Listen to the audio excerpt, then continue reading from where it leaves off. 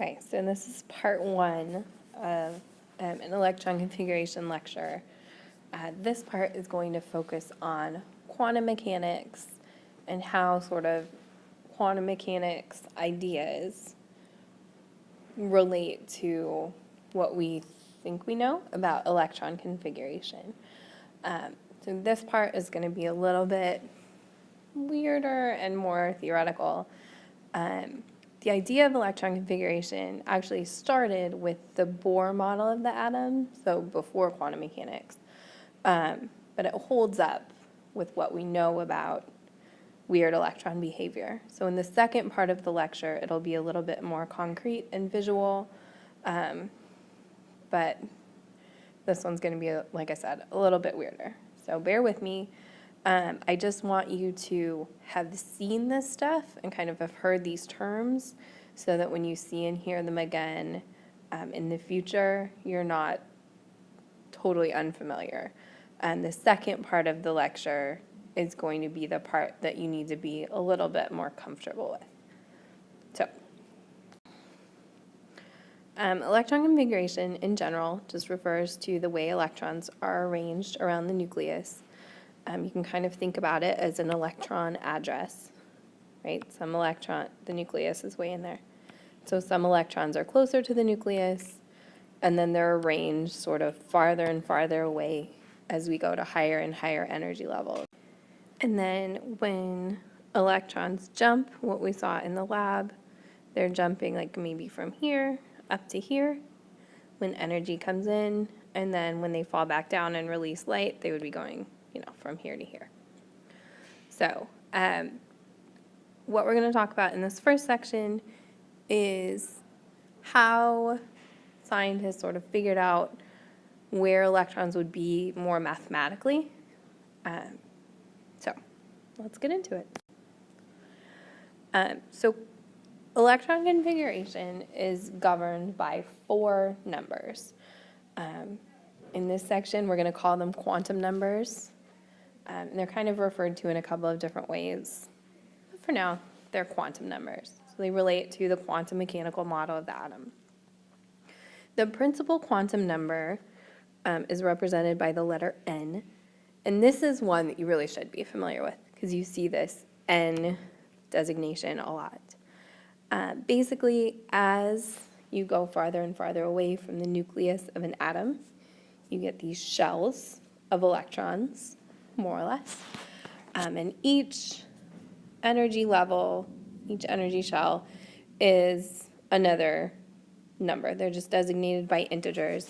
So the closest to the nucleus is 1, then 2, then 3, then 4, then 5, then 6, etc.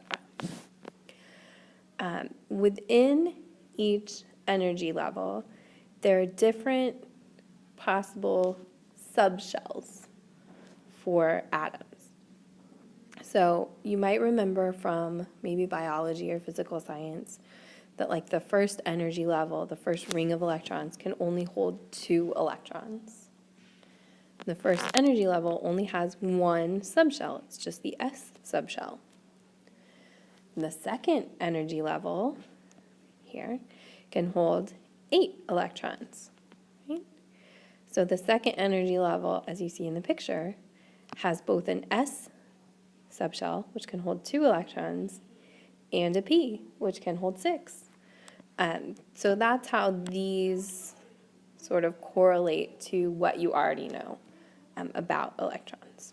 And we'll talk more about that. So the key thing, particular energy levels are designated by whole numbers, and there could be sort of an infinite number of energy levels, but with the elements that we know so far, we're just going to kind of focus on 1 through 7, because those are the only ones used with the elements that we're aware of at this time.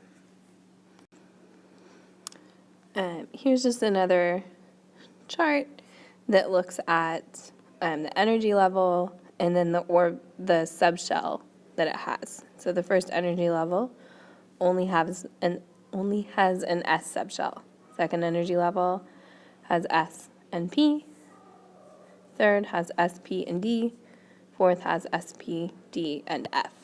And so in an atom, there would be sort of these nested rings of subshells where each of the different electrons would be located in the atom. So the next quantum number, the first one is the principal quantum number n, tells you the energy level. The next one is the angular momentum quantum number, which is designated by an L. And this refers to the subshell sort of shape.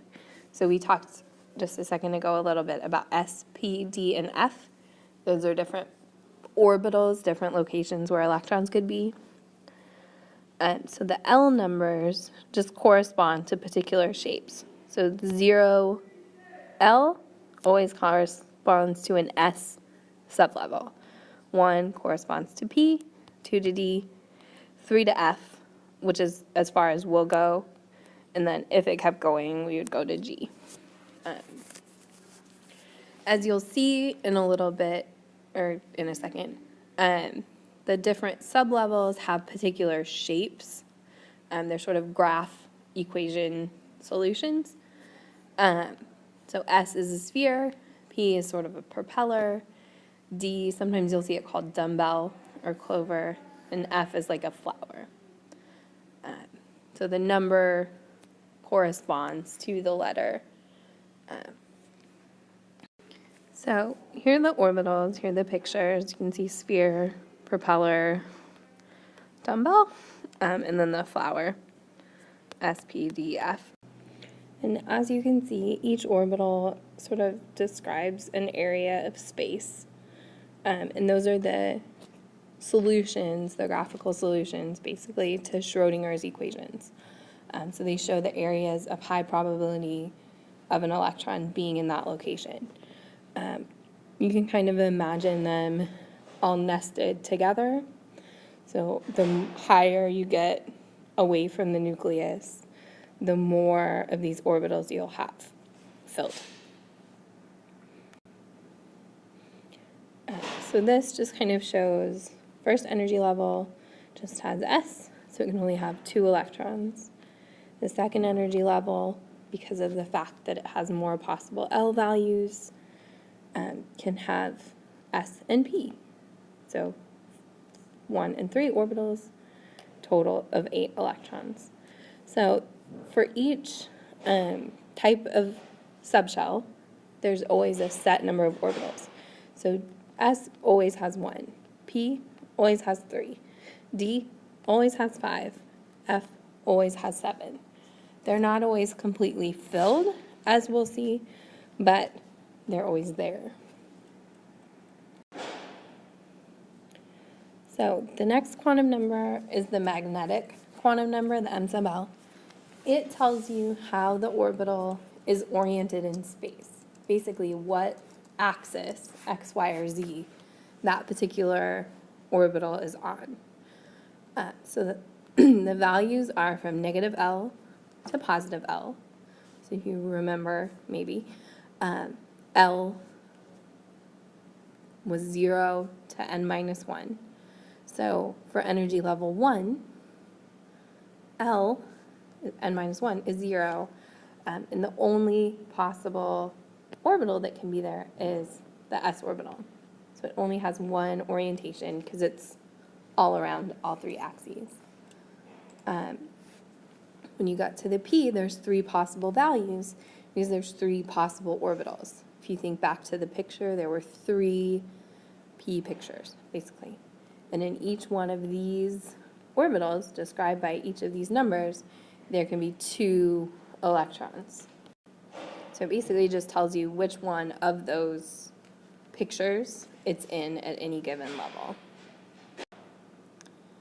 The last is the magnetic spin quantum number, m sub s. Each orbital can hold 2 electrons. Okay, so each of the pictures that you saw a little bit ago can hold 2 electrons.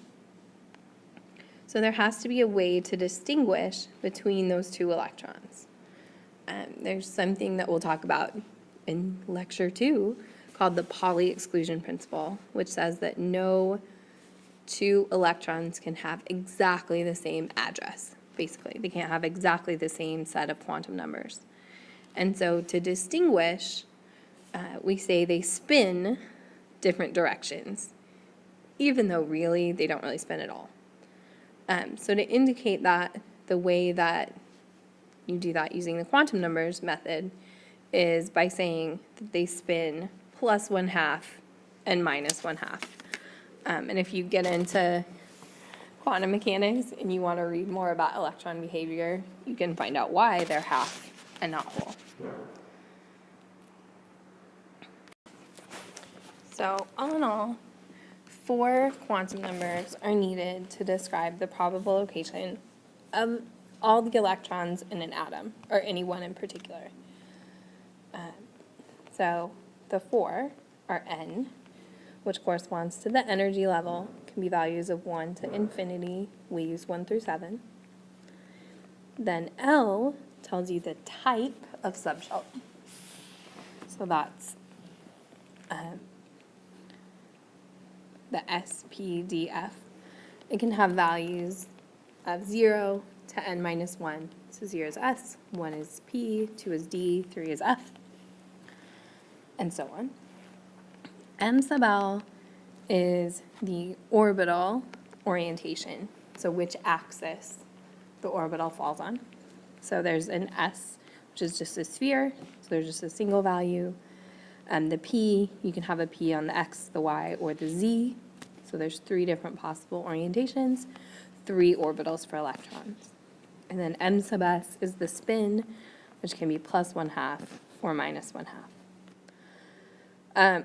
As you can see, sometimes quantum numbers aren't sort of the most convenient or easiest way to picture electrons in an atom.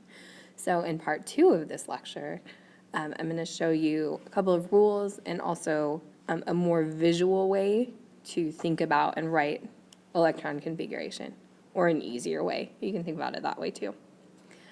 So head over to part 2.